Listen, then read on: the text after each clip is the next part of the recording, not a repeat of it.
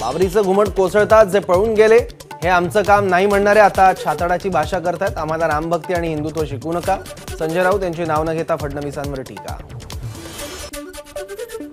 प्रकाश आंबेडकरांशी आमची चर्चा सुरू आहे। 24-24 हा त्यांचा सुरुवातीपासूनचा प्रस्ताव। वंचितला आम्ही सन्मानाने सामील करून घेऊ। वंचितच्या मविया प्रवेशावर संजय राऊत यांची माहिती। राज्याचे मुख्यमंत्री डॉक्टर उद्या दोन्ही उपमुख्यमंत्र्यांनीही मुख्यमंत्रीही डॉक्टर होतील, मग डॉक्टरांचं मंत्रिमंडळ तयार होईल, संजय राऊतांचा टोला।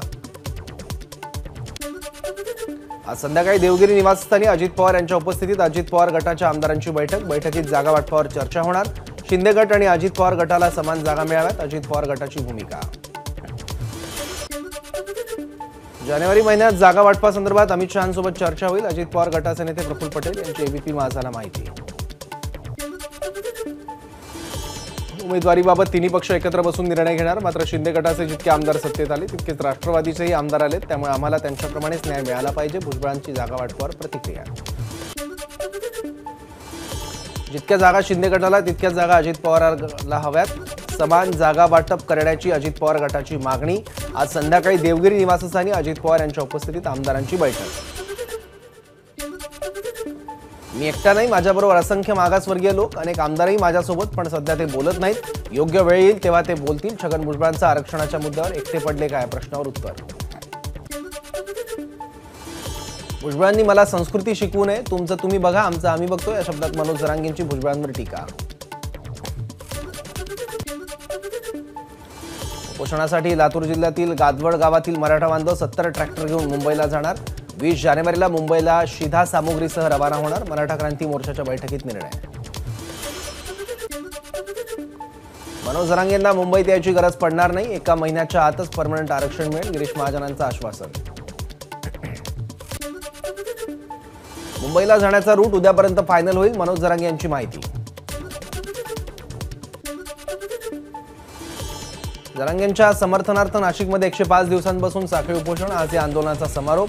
आता नाशिकमधील मराठा समाजाकडून मुंबईतील आंदोलनाच्या नियोजनाची दिशा ठरवली जाणार।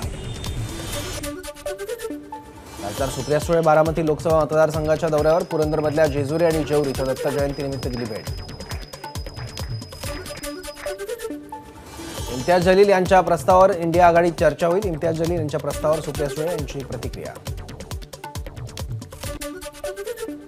काँग्रेस हा मोठा पक्ष आहे, कोणत्या पक्षाला सोबत घ्यायचा तो त्यांचा निर्णय, मात्र ते एमआयएमला सोबत घेतील असं वाटत नाही। एमआयएम जातीवाद निर्माण करणारा आणि भाजपला मदत करणारा पक्ष, मदाज दानवे यांची जलील यांच्या वक्तव्यावर प्रतिक्रिया।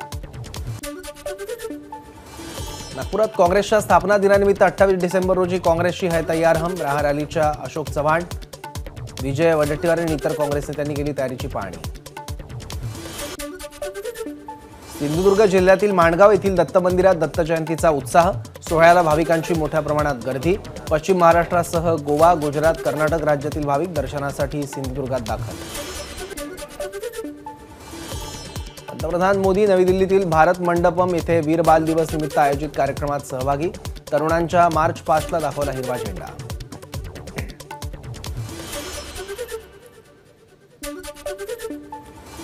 ज्येष्ठ शिल्पकार उत्तम पाचरणे यांचं निधन, वयाच्या 67व्या वर्षी मुंबईतील खासगी रुग्णालयात अखेरचा श्वास। पाचरणे यांनी ललित कला अकादमीचे अध्यक्ष म्हणून 3.5 वर्ष काम केलंय। अयोध्या श्रीराम इंटरनॅशनल एअरपोर्टची लोकार्पणाआधी झाली चाचणी, अयोध्या एअरपोर्टवर विमानाची झाली चाचणी। अयोध्येतील प्रभू श्रीरामाच्या सध्याच्या मंदिरातील दर्शन पूजा 20 जानेवारीपासून बंद। सध्याच्या मंदिरातून प्रभू श्रीरामांची बालमूर्ती स्थापित करण्यासाठी 20 जानेवारी ते 22 जानेवारी या कालावधीत पूजा बंद असेल।